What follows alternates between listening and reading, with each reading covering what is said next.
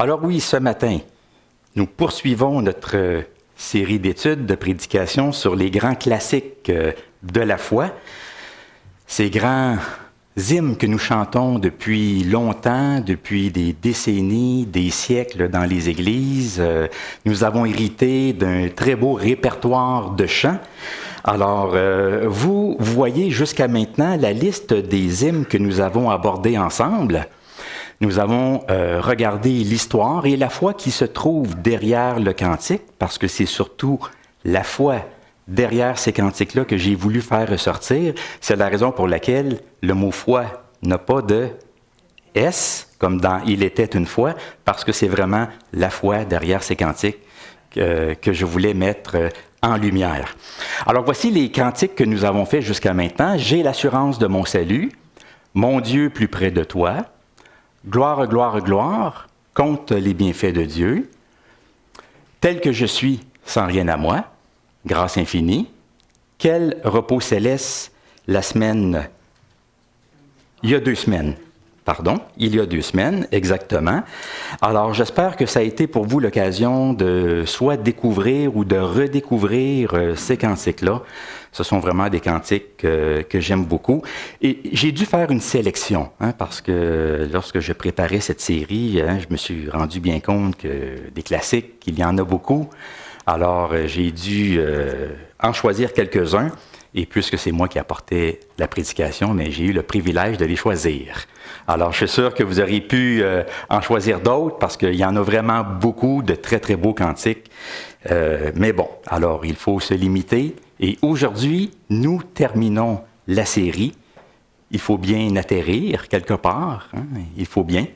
Donc, aujourd'hui, le cantique que je vous propose, c'est le cantique que ça a été mentionné à l'agneau sur son trône. Vous le connaissez bien. On l'a entendu il y a quelques minutes pendant l'offrande. Et c'est un cantique qui a une histoire assez particulière. C'est un cantique qui date de 1851 et de 1874. C'est un cantique qui a été rédigé en 2 temps, en 2 étapes, avec un écart de 23 ans entre les deux. Alors, c'est quand même assez particulier, assez inusité. Je vais avoir l'occasion d'y revenir, mais vous allez voir que c'est un beau cantique, c'est un cantique de louange, un cantique très joyeux, un hymne à la gloire de Jésus-Christ, l'agneau de Dieu qui a été exalté, intronisé, qui s'est assis à la droite de Dieu et qui règne dans les cieux. C'est vraiment un hymne de louange.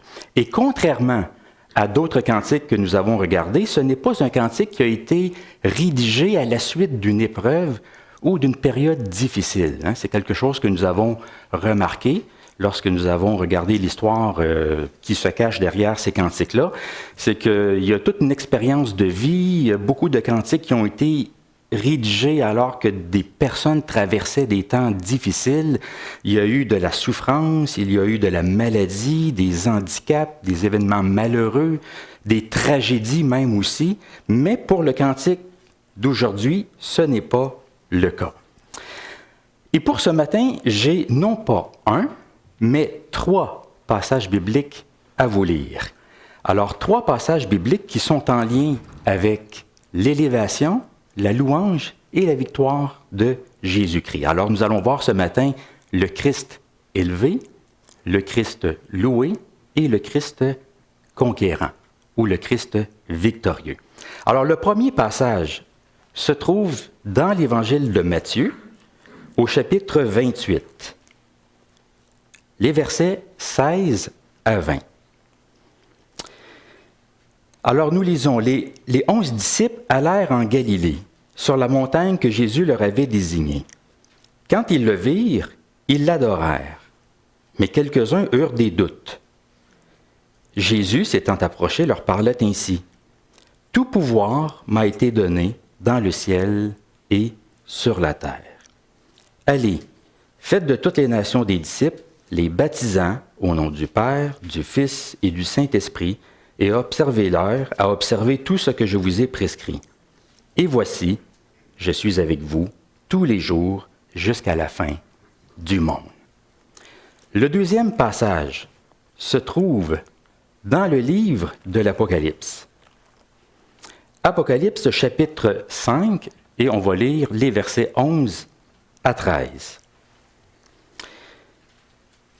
Je regardai et j'entendis la voix de beaucoup d'anges autour du trône, des êtres vivants et des vieillards, et leur nombre était des myriades de myriades et des milliers de milliers. Ils disaient d'une voix forte, « L'agneau qui a été immolé est digne de recevoir la puissance, la richesse, la sagesse, la force, l'honneur, la gloire et la louange. Et toutes les créatures qui sont dans le ciel, sur la terre, sous la terre, sur la mer, et tout ce qui s'y trouve, je les entendis qui disaient, à celui qui est assis sur le trône et à l'agneau, soit la louange, l'honneur, la gloire et la force au siècle des siècles. Troisième passage, toujours dans le livre de l'Apocalypse, chapitre 19, les versets 11 à 16. Puis je vis le ciel ouvert, et voici parut un cheval blanc. Celui qu'il montait s'appelle Fidèle et Véritable, et il juge et combat avec justice. Ses yeux étaient comme une flamme de feu. Sur sa tête étaient plusieurs diadèmes. Il avait un nom écrit que personne ne connaît, si ce n'est lui-même.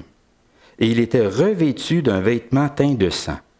Son nom est la parole de Dieu. Les armées qui sont dans le ciel le suivaient sur des chevaux blancs, revêtus d'un fin lin blanc pur. De sa bouche sortait une épée aiguë pour frapper les nations. Il les pètera avec une verge de fer. Et il foulera la cuve du vin de l'ardente colère du Dieu Tout-Puissant.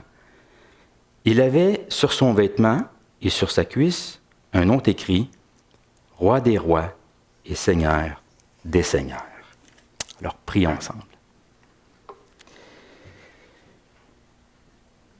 Esprit Saint, nous faisons appel à toi ce matin, toi qui es l'Esprit du Père et du Fils, et qui es notre guide, notre aide, notre soutien, notre consolateur. Tu es esprit de lumière et de révélation, esprit de sainteté et de vérité, esprit de grâce et de liberté. Nous te demandons que tu puisses éclairer pour nous cette parole, ces paroles que nous avons lues. Pénètre nos cœurs, pénètre nos pensées. Rappelle-nous les paroles de Jésus. Conduis-nous dans les voies de l'Évangile. Produis en nous une vie conforme à la volonté du Père. Transforme-nous de gloire en gloire à l'image du Fils et suscite en nous un esprit de louange et d'adoration pour que nous puissions déposer nos couronnes aux pieds du Fils de Dieu qui règne dans les cieux. Amen.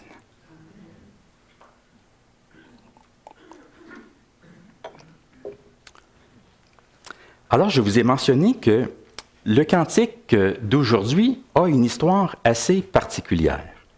Bien sûr, chaque histoire est unique, mais celle-ci, elle est quand même originale, pour au moins 3 raisons. D'abord, ce cantique a été composé non pas par un, mais par 2 auteurs différents. D'habitude, nous avons un auteur et un compositeur. Il y a quelqu'un qui rédige les paroles et un autre qui compose la musique. Mais dans ce cas-ci, en plus du compositeur, nous avons 2 auteurs, 2 paroliers. Et chaque auteur a rédigé une partie du cantique que nous chantons aujourd'hui. Alors, vous voyez le nom de ces 2 auteurs ici, Matthew Bridge et Godfrey Tring. J'espère que je les prononce bien. Malheureusement, je n'ai pas de photos ce matin. Parfois, j'aime vous montrer des photos des auteurs, mais je n'en ai pas trouvé sur eux. Alors, c'est malheureux, mais c'est comme ça. Mais chacun d'eux a apporté sa contribution à la rédaction de ce cantique. Ensuite, ces 2 auteurs proviennent ou ont appartenu à 2 traditions d'Église différentes. C'est que le premier était un prêtre catholique Et le deuxième, un pasteur protestant de l'Église anglicane. Tous les deux ont servi en Angleterre, mais fait intéressant, le premier, le prêtre catholique, a vécu au Québec pendant quelques années. Je ne sais pas pendant combien de temps, je ne sais pas où, dans quelle ville, mais il a vécu un certain temps au Québec et éventuellement, il est retourné en Angleterre et c'est là qu'il est décédé. Et finalement, ce qui rend l'histoire encore plus intéressante, je trouve, c'est que apparemment, ces deux auteurs ne se connaissaient pas. Ils ne se sont jamais rencontrés, ni même croisés. C'est vraiment de manière indépendante qu'ils ont rédigé leurs parties respectives du Cantique. Et pourtant, ils ont vécu à la même époque, dans le même pays, dans la même région ou presque, dans les alentours, mais ils ne se sont jamais rencontrés ni croisés. Et bien sûr, donc, le premier, le prêtre catholique, a rédigé la première partie du Cantique en 1851, comme je vous mentionnais tantôt, et le deuxième, le pasteur protestant, a composé d'autres strophes sur le Cantique en 1874. Et entre les deux, bien sûr, il y a eu le compositeur, celui qui a composé la mélodie, George Elvey, qui était un organiste de talent et qui était même au service à plusieurs reprises de la famille royale en Angleterre. Alors, ces deux auteurs ont rédigé une partie chacun du Cantique. Le premier a rédigé 6 strophes, 6 couplets, et le deuxième, 6 autres strophes ou couplets. Alors, on s'est retrouvés avec le temps, avec cet écart de 23 ans, on s'est retrouvés après ça avec 12 strophes. Ça ne veut pas dire qu'on chantait les 12, mais en bout de ligne, lorsque l'on combine les deux parties de ces deux auteurs, on arrive avec un cantique de 12 strophes. En français, on a fait, lorsque est venu le temps de le traduire, de l'adapter, on en a fait 3 ou 4 strophes, selon les recueils. Donc, je pense que nous, ce que nous allons chanter, c'est la version à 3 strophes, mais 4, d'accord. Alors, vous voyez, là, on ne chantera pas les 12, il y en a 4. Alors, c'est quand même assez inusité, 2 auteurs différents, 2 traditions différentes et 2 rédactions indépendantes. Maintenant, vous vous demandez peut-être, pourquoi 2 auteurs? Est-ce que vous vous êtes posé cette question? Pourquoi quelqu'un, 23 ans plus tard, a-t-il décidé d'ajouter des strophes à ce cantique?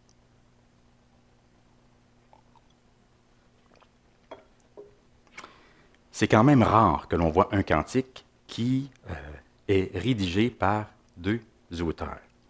C'est que d'une tradition religieuse à une autre, il y a des accents théologiques différents. Prenez par exemple les dénominations protestantes. Si vous allez chez les baptistes, les presbytériens, les méthodistes, les luthériens, vous allez voir qu'ils ont chacun des accents théologiques qui leur sont propres.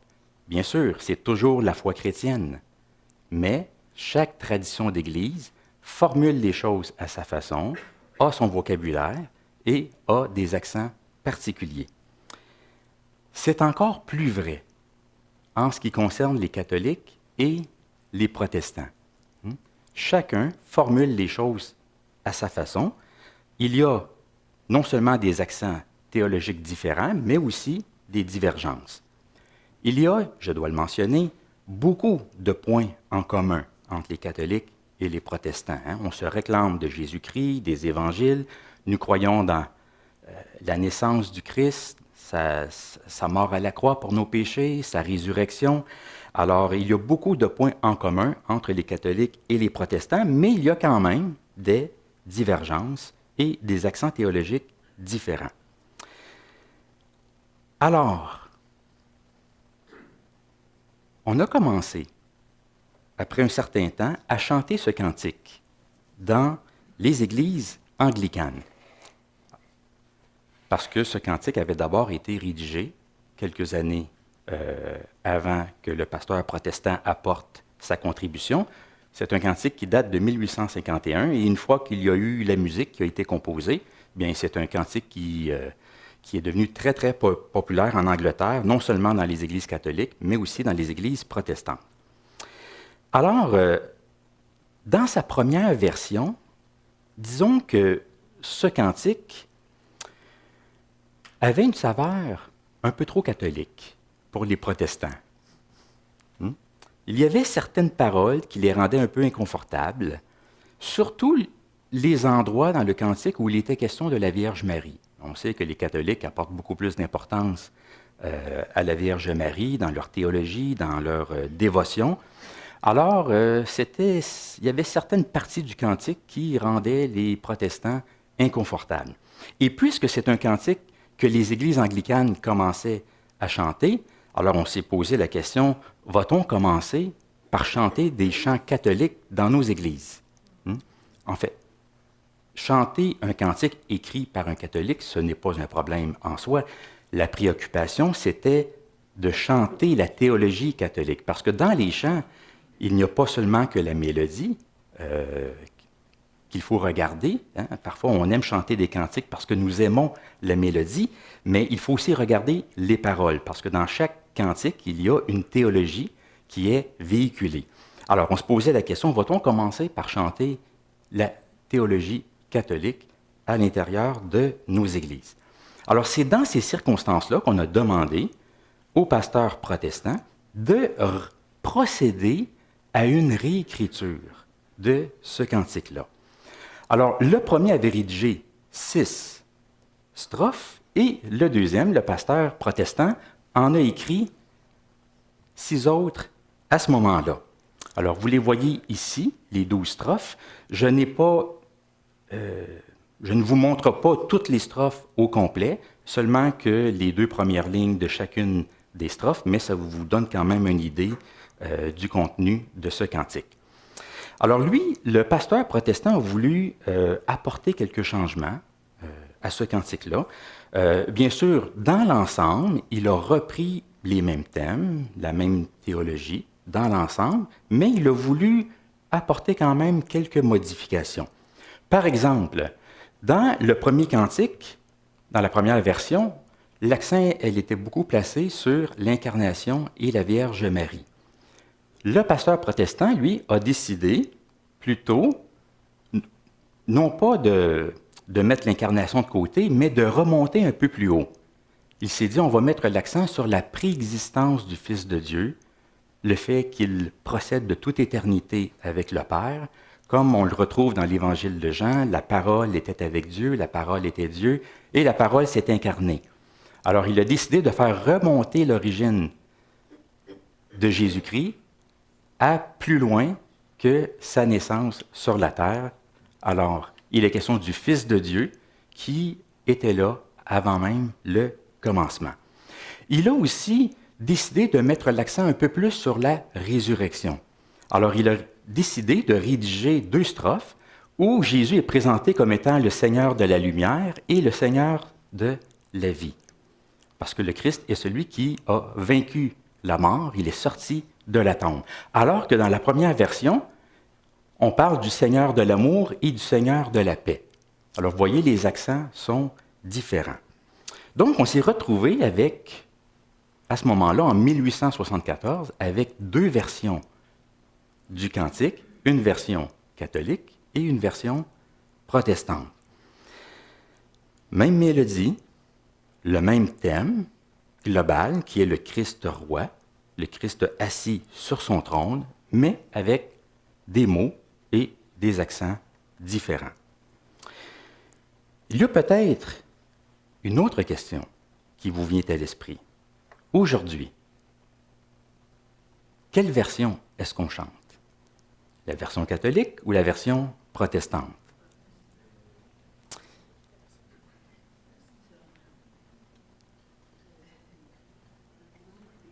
Oui, ça doit être au moins une partie de la catholique parce que le premier couplet, c'est le titre connu là, aujourd'hui que tout le monde chante. Oui, en fait, c'est un peu des deux. c'est qu'avec le temps, les éditeurs de recueils de cantiques, plutôt que de choisir la version catholique ou la version protestante, ils ont choisi de procéder à une sélection de certaines strophes, ils en ont choisi quelques-uns, et de les combiner ensemble. Et ça a donné ceci. La strophe 1 ici, la strophe 2 ici, strophe 3, strophe 4, strophe 5 et strophe 6. Ils en ont choisi 6. Une partie dans la version catholique, une partie dans la version protestante.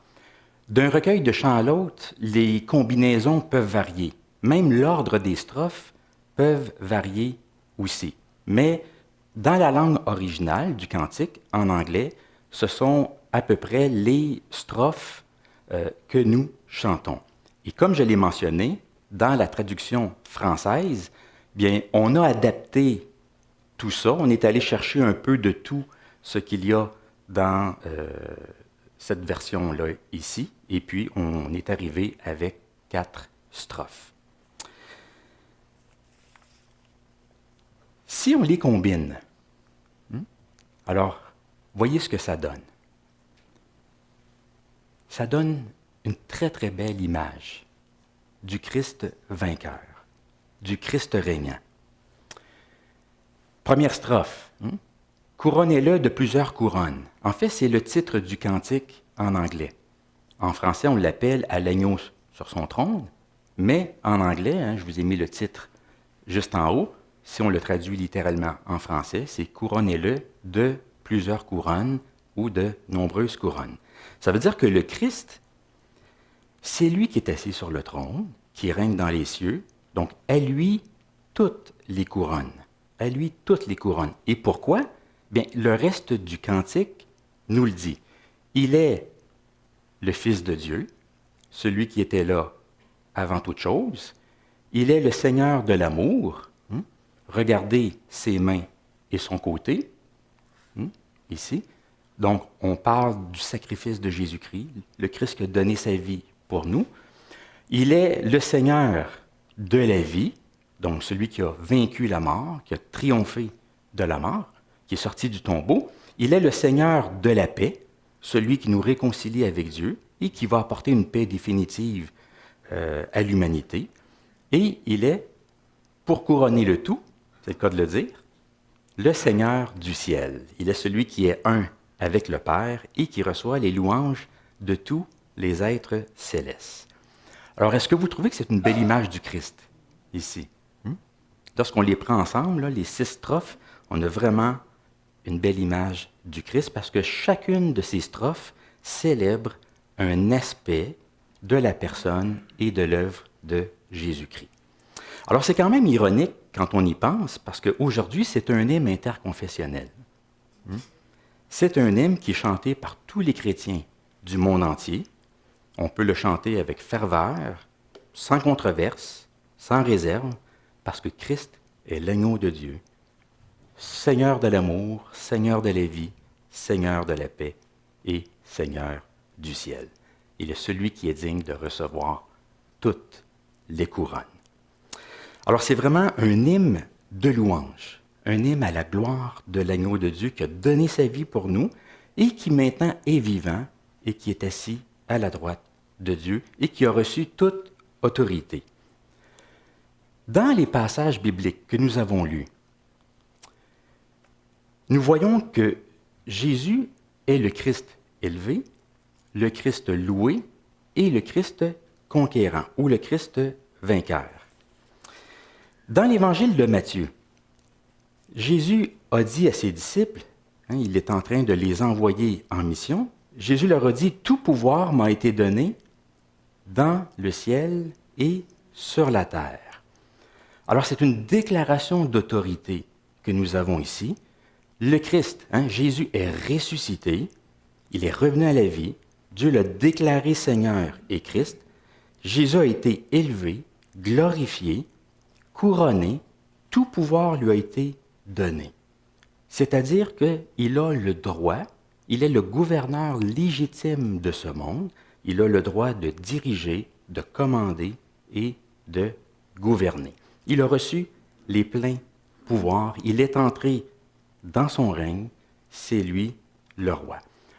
On ne le voit pas parce qu'en ce moment, il y a un rideau qui sépare le ciel de la terre. Nous sommes sur la terre. Il y a certaines choses que nous voyons, mais ce qui se passe dans les cieux nous est présentement caché. Nous déclarons par la foi que le Christ est vivant et ressuscité et qu'il règne dans les cieux, même si en ce moment, on ne le voit pas de nos yeux. C'est la raison pour laquelle on dit qu'on marche par la foi et non pas par la vue. Mais le Christ est vivant et couronné. Il règne dans les cieux. Tout pouvoir lui a été donné. Notons 3 choses concernant cette autorité. D'abord, notez l'étendue de cette autorité. Elle est illimitée. C'est pour ça que Jésus dit « Tout pouvoir m'a été donné dans le ciel et sur la terre. » Donc, ça veut dire partout dans l'univers. Il n'y a pas quelque part un petit bout de terrain qui n'est pas sous l'autorité de Jésus-Christ. C'est une autorité universelle, sur toute chose, partout dans l'univers. Deuxième chose qu'il faut noter, c'est que l'autorité de Jésus est une autorité conférée et non pas usurpée. Parce que Jésus dit « Tout pouvoir m'a été donné ». Donc, c'est une autorité qui lui a été donnée, sous-entendue par qui? Par Dieu, son Père. Vous vous rappelez la tentation dans le désert? Satan avait promis à Jésus de lui donner une telle autorité. Il lui avait dit, tu vois tous les royaumes de ce monde? Je te donnerai toutes ces choses-là, si tu te prosternes devant moi. Mais il y a un problème avec cette promesse-là. C'est que le diable est un usurpateur. Il ne peut pas donner quelque chose qui ne lui appartient pas. Lorsqu'on exerce une autorité qui n'est pas légitime, on va parfois parler d'usurpation d'autorité. Le diable ne peut pas donner ce qui n'est pas à lui. Mais Jésus, lui, on lui a donné l'autorité, et cette autorité-là lui est venue non pas du diable, mais de son Père. Donc Jésus n'est pas un usurpateur, il n'a rien volé, il n'a rien réclamé pour lui-même, mais Dieu son Père lui a donné toute autorité. Et même Dieu lui a donné beaucoup plus que ce que le diable lui promettait. Parce que le diable lui promettait tous les royaumes de la terre. Mais Dieu, lui a donné l'autorité sur la terre et dans les cieux. Dieu lui a donné beaucoup plus que ce que le diable lui offrait. Alors Jésus, c'est l'exemple parfait de l'homme humilié, mais qui a été élevé par Dieu. Il ne s'est pas élevé lui-même, il a laissé Dieu l'élever à la plus haute position qu'il est possible d'avoir. Troisième chose concernant cette autorité, c'est qu'il s'agit d'une autorité de droit en voie d'être une autorité de fait. Je répète, c'est une autorité de droit en voie d'être une autorité de fait. Ce que ça veut dire, c'est que Jésus, c'est le gouverneur légitime de ce monde. Il règne dans les cieux. Mais est-ce que ça paraît sur la terre en ce moment?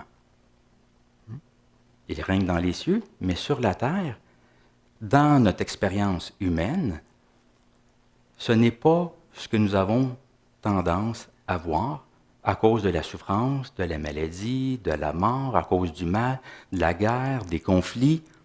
Mais ce que nous savons, c'est que lorsque le Christ reviendra, son autorité de droit va s'actualiser et devenir une autorité de fait.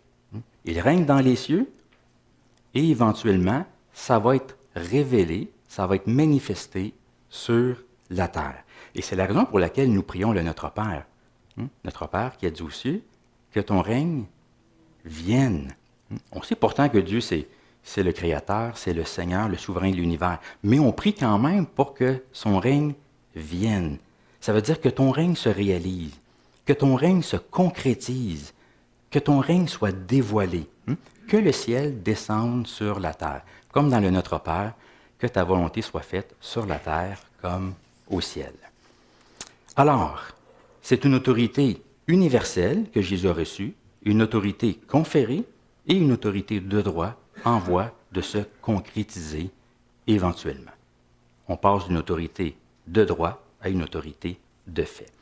Mais d'ici là, que se passe-t-il? Bien, le Christ est loué.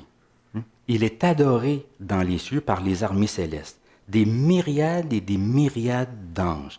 Et c'est ce que nous voyons dans le deuxième passage que nous avons vu, dans le livre de l'Apocalypse, au chapitre 5.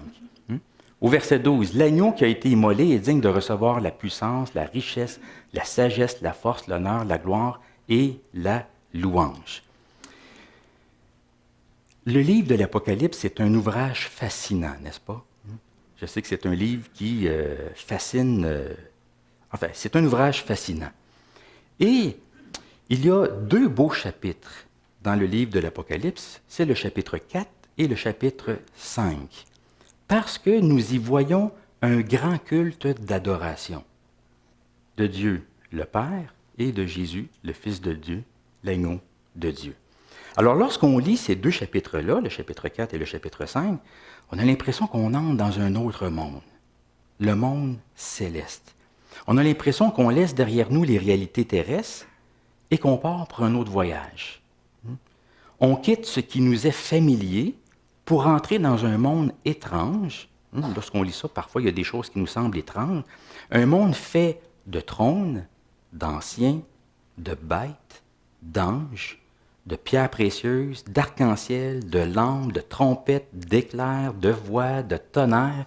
C'est tout ça qu'on voit dans ces deux chapitres-là.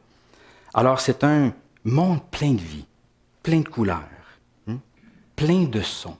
Un monde, une vision qui sollicite tous nos sens. Pouvons-nous nous imaginer être là, à la place de Jean, et de voir tout ça? Qu'est-ce qu'on voit? Qu'est-ce qu'on entend? Bien, c'est la louange du Dieu créateur et la louange du Dieu rédempteur. À celui qui est assis sur le trône et à l'agneau, soit la louange, l'honneur, la gloire et la force au siècle des siècles. Alors, tout tourne dans ces deux chapitres autour d'un trône. Au centre du monde, au centre de l'univers, il y a un trône et quelqu'un est assis dessus. Et ce n'est pas un ange, ce n'est pas non plus l'empereur romain de l'époque, non, c'est Dieu lui-même et l'agneau qui est à ses côtés, le Père et le Fils. Tout tourne autour d'un trône. Alors le Christ est élevé, le Christ est loué, et finalement le Christ est conquérant.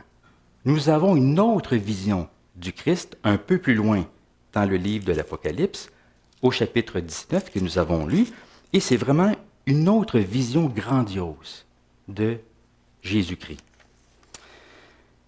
Qu'est-ce que nous voyons dans ce passage-là? Bien, le ciel est ouvert, le Christ apparaît monté sur un cheval blanc, il vient pour juger et combattre avec justice, il est accompagné par les armées du ciel, qui sont impressionnantes elles aussi, et remarquez bien la description qui est faite de la personne de Jésus. Il est question de ses yeux, de sa bouche, de sa tête et de son vêtement. Il y a du feu dans ses yeux, il y a une épée qui sort de sa bouche, il porte un vêtement teint de sang sur son corps. Alors c'est une vision à nous faire trembler, à faire trembler les nations. On est loin ici du petit Jésus. C'est le Christ vainqueur, le Christ conquérant. Il est la parole de Dieu, le roi des rois, le Seigneur des seigneurs. Ça veut dire le président de tous les présidents ou le premier ministre de tous les premiers ministres.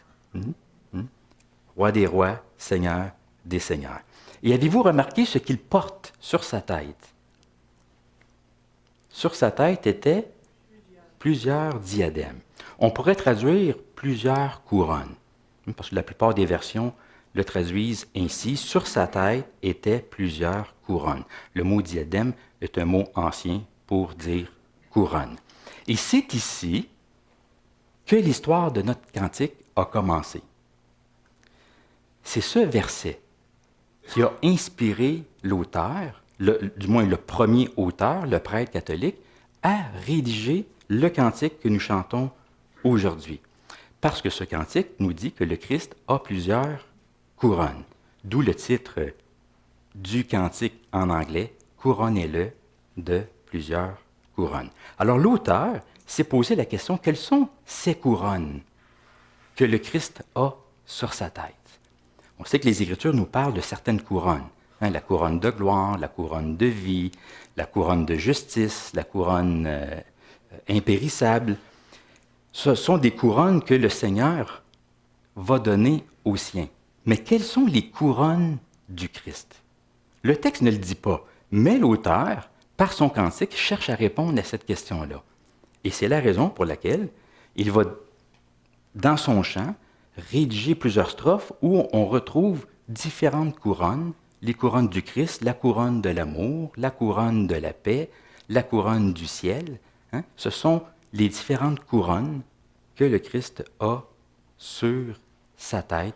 Donc, chaque couronne représente un aspect de sa personne et de son œuvre. Une seule couronne ne peut pas suffire pour représenter toute sa gloire et toute sa majesté. C'est pourquoi nous le couronnons de plusieurs couronnes. Notre Sauveur mérite toutes les couronnes qui existent sur la terre et dans les cieux. Donc Jésus est l'agneau de Dieu, le Fils de Dieu incarné, le Seigneur de l'amour, le Seigneur de la vie, le Seigneur de la paix, le Seigneur du ciel.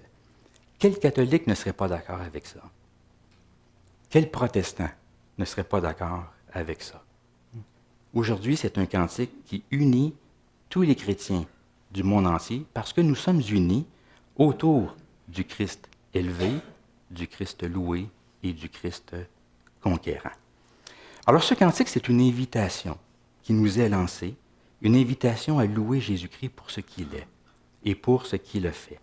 Une invitation aussi à déposer nos couronnes devant lui, comme on le voit dans le livre de l'Apocalypse. C'est une manière de parler, de dire que nous sommes invités à reconnaître son autorité, reconnaître sa majesté. Il est notre Seigneur et notre Sauveur. Et vous savez quoi? Aujourd'hui, c'est une excellente journée pour le faire. Pourquoi? Parce qu'aujourd'hui, c'est un jour spécial. C'est un dimanche spécial dans la vie liturgique de beaucoup d'églises. Dans les églises protestantes, dans les églises catholiques, le dimanche d'aujourd'hui, c'est un dimanche particulier. La semaine prochaine, ça va être le premier dimanche de l'Avent. Donc, on va se préparer à la naissance de Jésus. Mais le dimanche qui précède le premier dimanche de l'Avent, on le désigne d'une certaine façon. Et je fais appel à vos souvenirs. Le dimanche, je vais vous aider un petit peu. Le dimanche du Christ roi. C'est le dimanche du Christ roi. Il faut savoir que dans les églises qui observent un calendrier liturgique, l'année liturgique, elle commence à quel moment de l'année? Pas en septembre. L'année scolaire débute en septembre. Le calendrier civil débute en janvier. Mais le calendrier liturgique ne débute pas en janvier ni en septembre. Non. Premier dimanche de l'Avent. C'est le premier dimanche de l'Avent, c'est là que débute le calendrier liturgique. Parce qu'il y a une logique. La période de l'Avent, on se prépare à la naissance. Noël, on célèbre la naissance de Jésus. Après ça, à Vendredi Saint, on célèbre sa mort à la croix, ensuite sa résurrection, 40 jours plus tard l'ascension, le Christ monte dans les cieux, après ça la Pentecôte, le Christ envoie l'Esprit Saint, et là c'est le temps de l'Église, et on arrive à la fin de l'année liturgique qui est le Christ roi, qui est le Christ vainqueur. Parce que c'est le retour du Christ. Le Christ qui revient, qui est vainqueur, son autorité de droit devient une autorité de fait. Alors l'année liturgique se termine aujourd'hui et dans une semaine, on recommence le cycle. Alors vous voyez, il y a une logique là-dedans. Alors s'il y a bien un cantique qui convient aujourd'hui, bien, c'est bien celui-là, à l'agneau, sur son trône. Couronnez-le de plusieurs couronnes, que notre Sauveur soit loué, le Seigneur de l'amour, de la vie, de la paix et du ciel. Amen. Amen.